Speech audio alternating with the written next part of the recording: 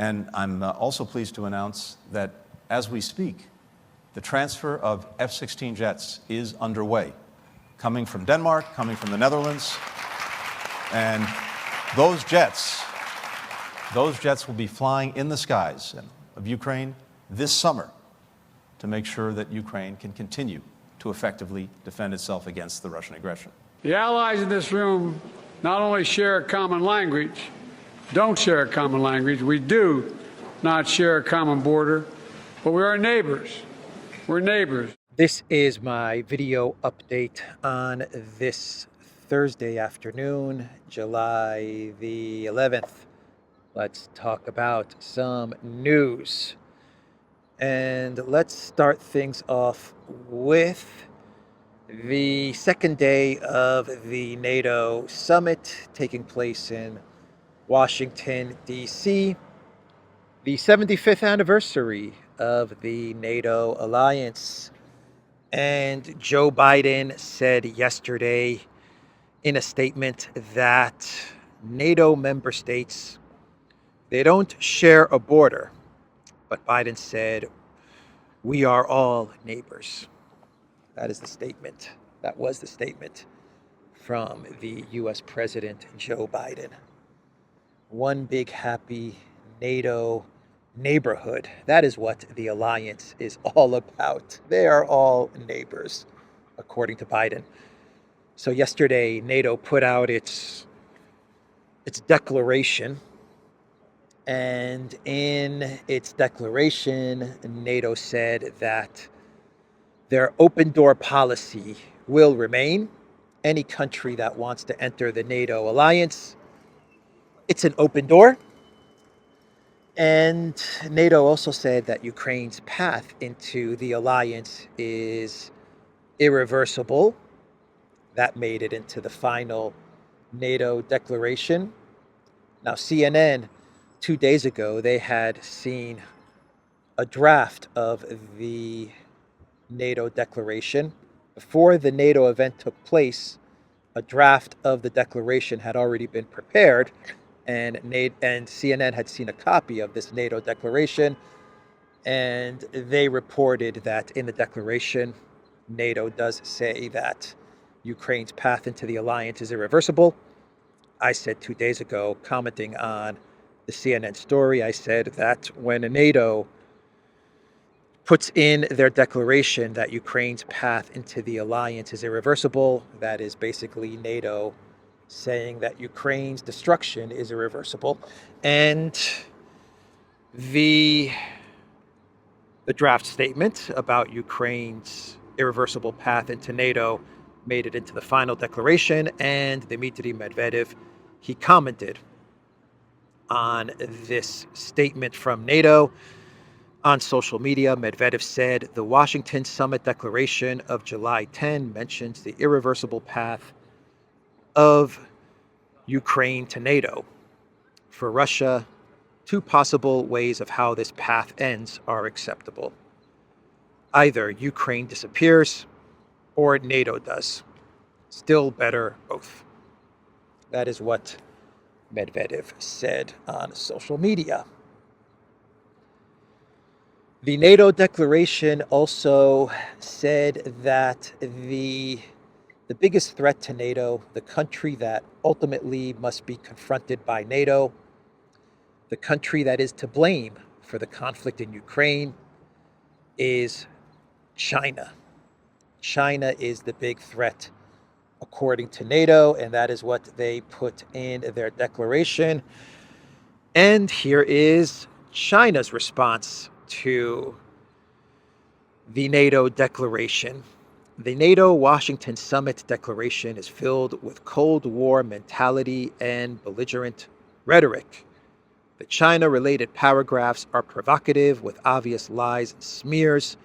We firmly reject and deplore these accusations and have lodged serious representations with NATO. The Ukraine crisis has prolonged for so long, but who is adding fuel to the fire? Who is fanning the flames? And who is seeking selfish gains? The answer is clear to everyone. We urge NATO to listen carefully to the international community and heed just voices. Instead of scapegoating others, NATO should reflect on itself, take real actions to diffuse the situation and solve the problem. That is what the spokesperson of the Chinese mission to the EU said in response to the NATO declaration claiming that everything is China's fault. It's a business, everybody. NATO is a business. And for the NATO business to flourish, it needs an open door policy. It needs to continue the conflict in Ukraine. It needs to continue to escalate with Russia, and ultimately it needs to confront China. This is the NATO business. NATO has to justify its existence, and what better way to justify your existence in the long term than to say that your main enemy, at the end of the day, the main enemy, the country that you will have to confront in the future is China. So that is the NATO summit, and that is the NATO declaration. Now, the Wall Street Journal, they put out an article the other day saying that U.S. weapons, NATO weapons, which have been given to Ukraine, are useless. That is what the Wall Street Journal reported the other day. High-tech American weapons work against Russia until they don't. They work until they don't, according to the Wall Street Journal. Basically, what the WSJ is saying is that all of the wonder weapons have proven to be wonder duds, wonder disasters. That is what the wonder weapons have become, because Russia eventually figures out how to jam these weapons and how to counter these weapons, and all the high-tech gadgets, weaponry that have been provided to Ukraine are making zero difference in this conflict. The Russians have gotten really, really good at interfering with guided munitions, according to U.S. Deputy Secretary of Defense for Acquisition and Sustainment William LaPlante told the WSJ. Retired U.S. General Ben Hodges, who once predicted that Western weapons would help Ukraine seize Crimea by last winter, told the newspaper that we probably made some bad assumptions because over the last 20 years we were launching precision weapons against people that could not do anything about it. And Russia and China do have these capabilities. This is coming from Ben Hodges. Ben Hodges, everybody.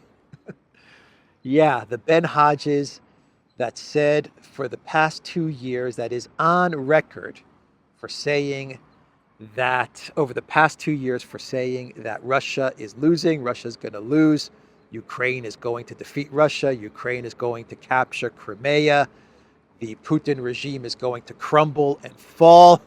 That Ben Hodges is now telling the Wall Street Journal, yeah, we probably made some bad assumptions.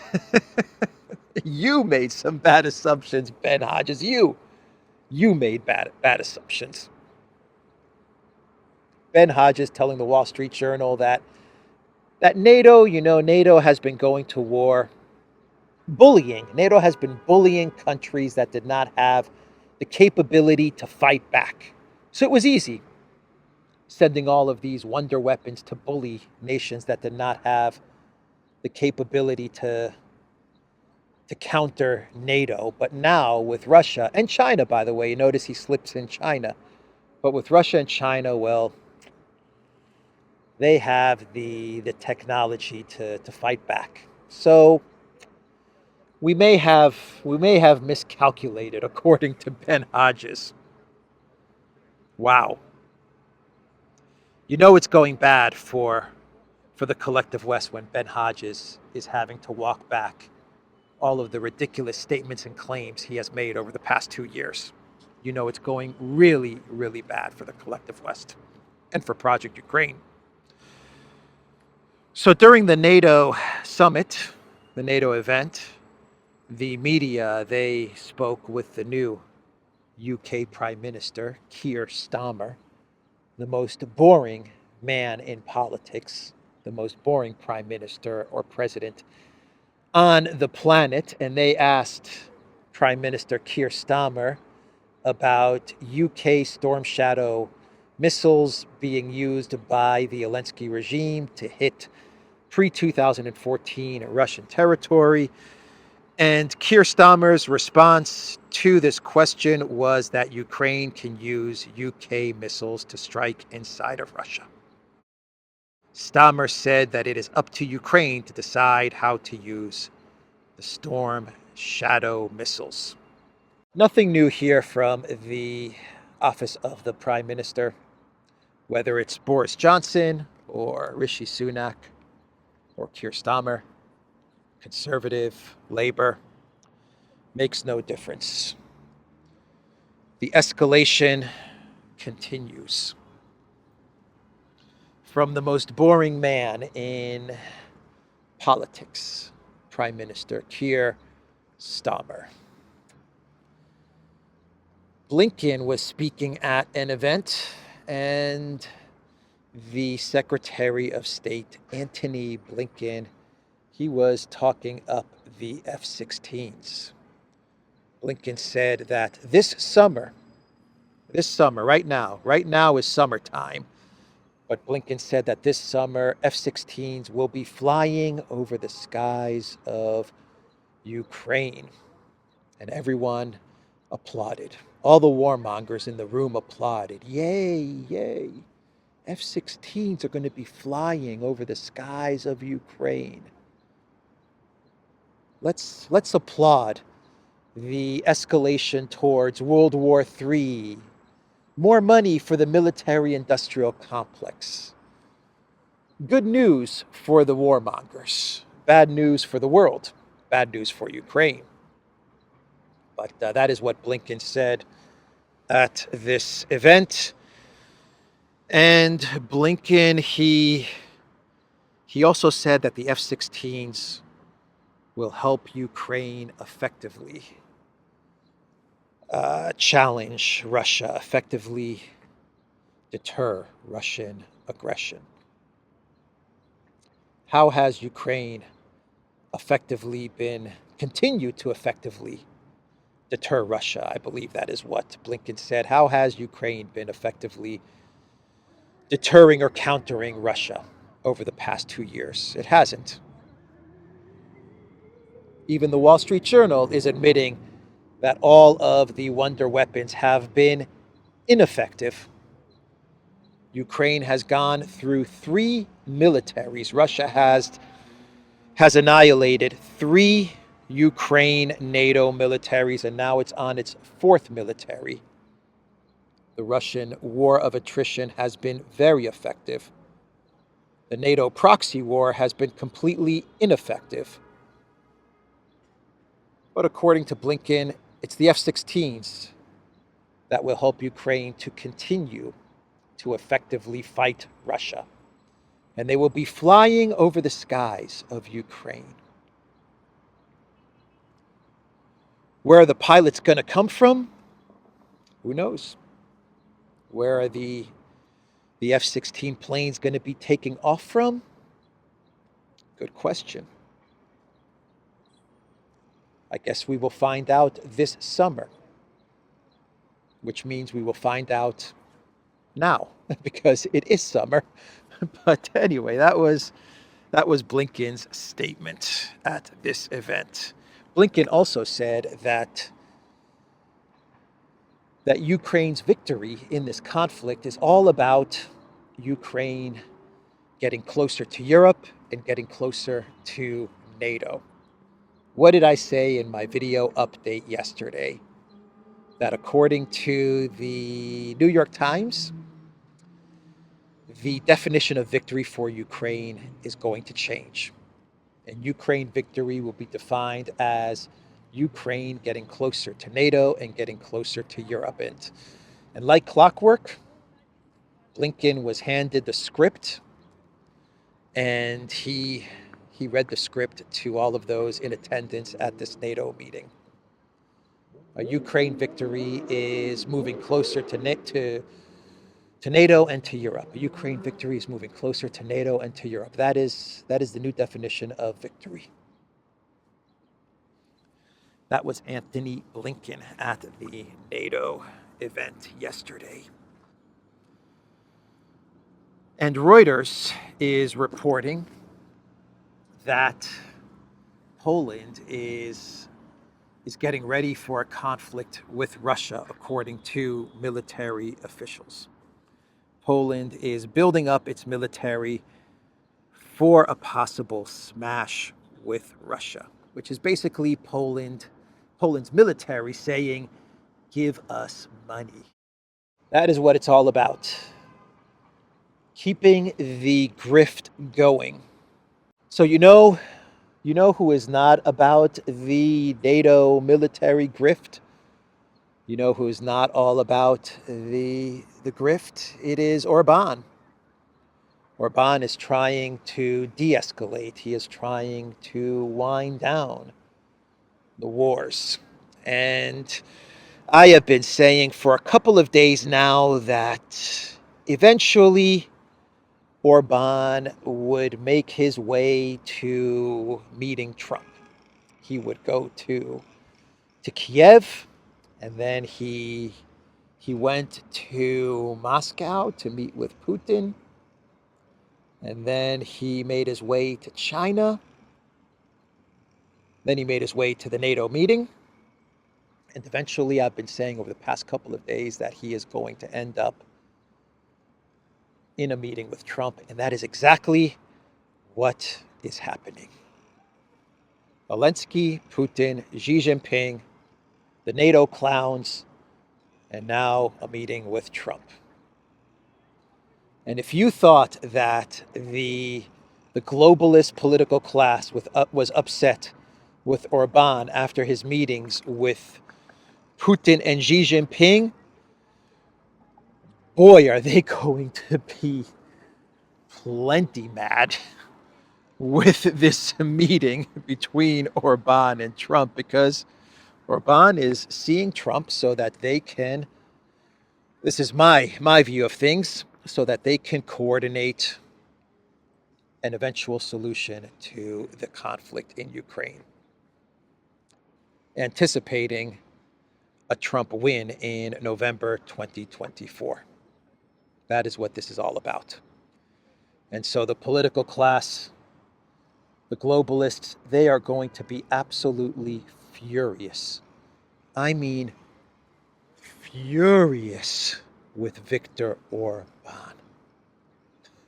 Heads are going to freaking explode. Biden's head is going to explode. Biden's head exploding. Anyway, Biden's head is going to explode. Blinken's head is going to explode. Ursula's head is going to be in tatters. Tatters. Oh my God. Stoltenberg. Wow, Stoltenberg's head is going to explode. His empty head is going to explode. Oh, Orban. You've got cojones, my man. You have definitely got cojones, but good on you. Good on you. Diplomacy, that is what it's all about. And thinking 6 months ahead, 5 months ahead.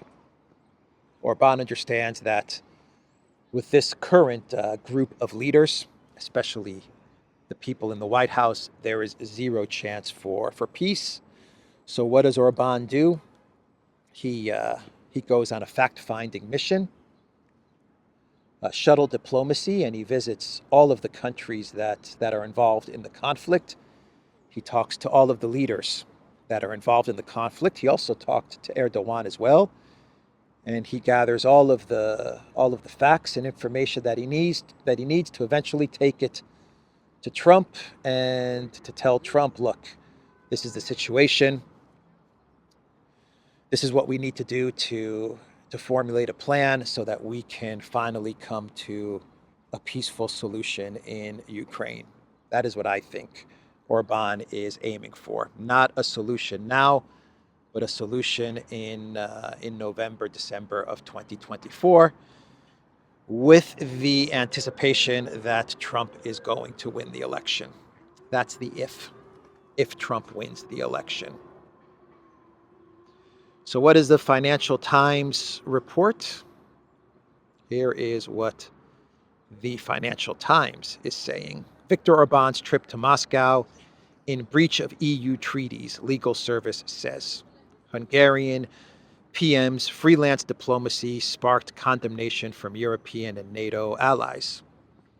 They are going to try and cut Orban's presidency of the European Union Council. They're going to try and cut it short. And they're going to try to find legal loopholes to stop Hungary's European Union presidency. That is what the Financial Times is basically reporting. So we are getting information from Russian intel.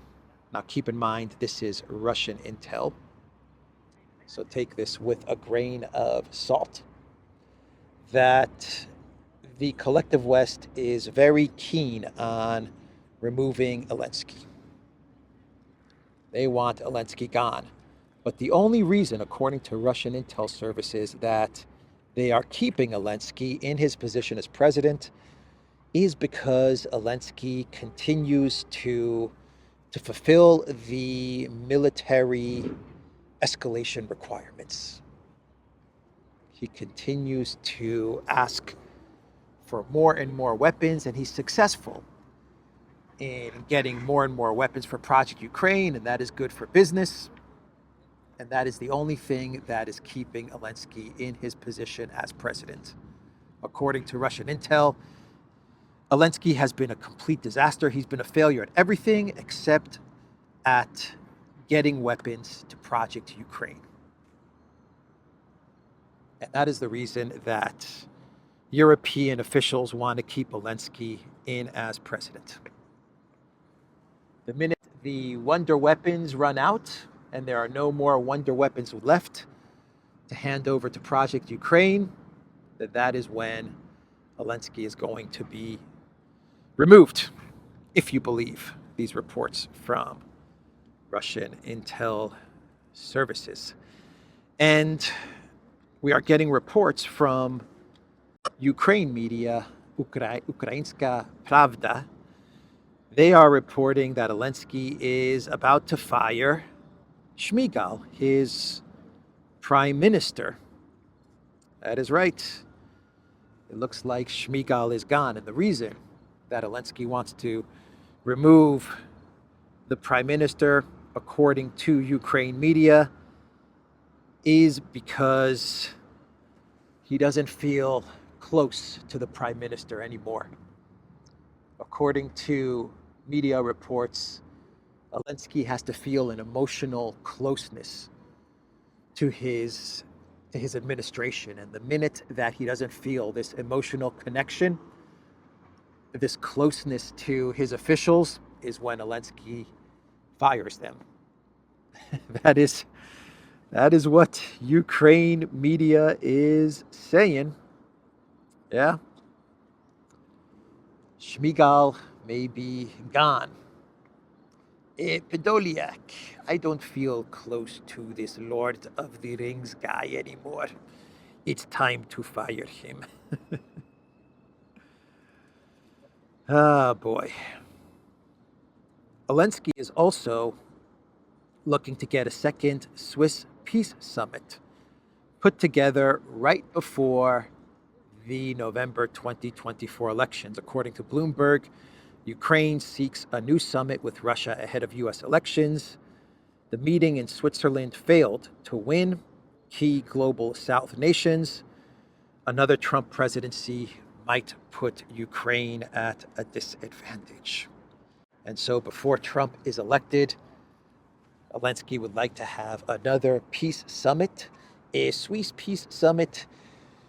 But this Swiss peace summit would invite Russia as well. And according to U.S. officials interviewed by Bloomberg, they believe that any invitation to Russia to a second peace summit would be denied. Russia would not accept an invitation to a second Swiss peace summit. Panic, Alinsky panic at a Trump presidency. That is what Bloomberg is reporting. So let's now get into our clown world stories for the day.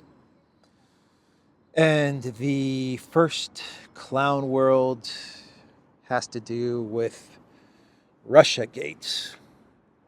Russiagate 3.0 or Russiagate 4.0, because the Wall Street Journal and the Collective West media, they are now running stories claiming that Russia is meddling in the U.S. elections in order to help Trump.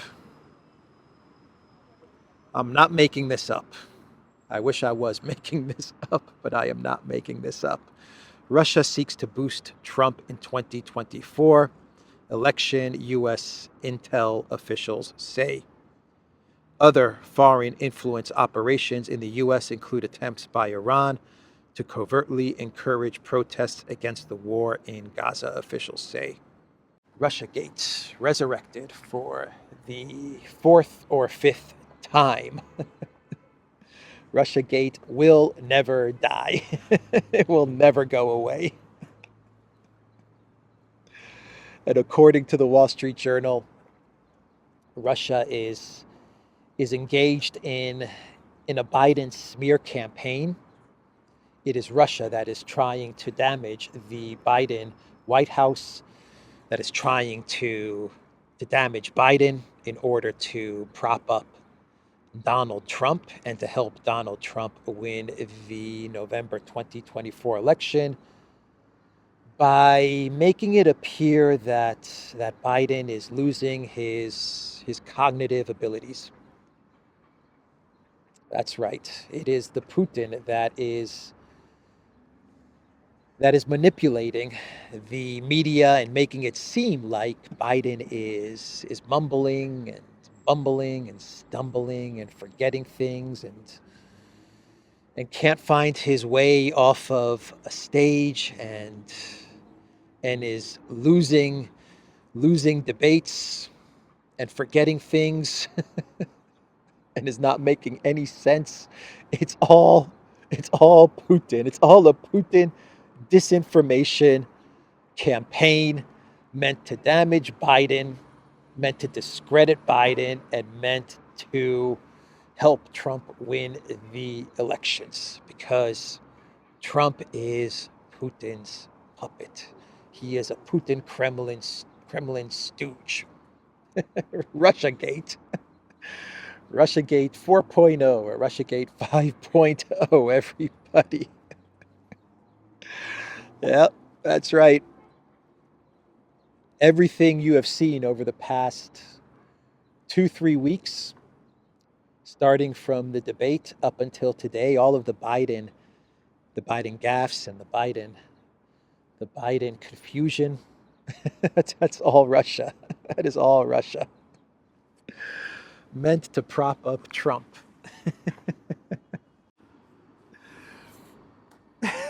Let's talk about George Clooney. And George Clooney, he is urging Biden to step aside. He wants Biden to go. That is what George Clooney wrote in a letter in his piece titled, "I love Joe Biden, but we need a new nominee." Clooney called on Democrats and Biden himself to face reality and admit that the real Biden was the one seen at the debate. Our party leaders need to stop telling us that 51 million people didn't see what we just saw. In the article, Clooney repeatedly stated his commitment to the Democratic Party and praised Biden on multiple occasions, but said that the one battle he cannot win is the fight against time. We are not going to win in November with this president, Clooney wrote, adding that the Democrats opted to ignore every warning sign. He also stated that if Biden remains on the ticket, the party could lose both the House and Senate as well. So is Clooney a Kremlin stooge? Is he working for the Putin? Because he's calling on Biden to step down, to step aside. And according to U.S. intel, the campaign to have Biden step aside is a Russian disinformation campaign. So I guess that would make Clooney a Russian puppet. Huh? Yeah, is that true? Oh boy. You know it's getting really bad for Biden when the deep state has to activate actors like Clooney. You know what I mean? They have to activate Clooney to urge Biden to withdraw from the campaign. You know it's really bad for Biden. The deep state, the establishment, they want Biden gone. So they activate the Hollywood actors. Clooney in a letter to the Democrats. Biden has to go. If Clooney says Biden has to go, well, Biden has to go. All right. Soros, little Soros, Alex Soros, he proposed to Huma Abedin, Hillary Clinton's BFF, and they are getting married. They are engaged. So the Soros family has now merged with the Clinton clan. They made it official with an engagement. That's the video, everybody. The Duran.locals.com. We are on Rumble, Odyssey, BitChute, Telegram, Rockfin, and Twitter X, and go to the Duran shop. Pick up some merch. That's it for today. Take care.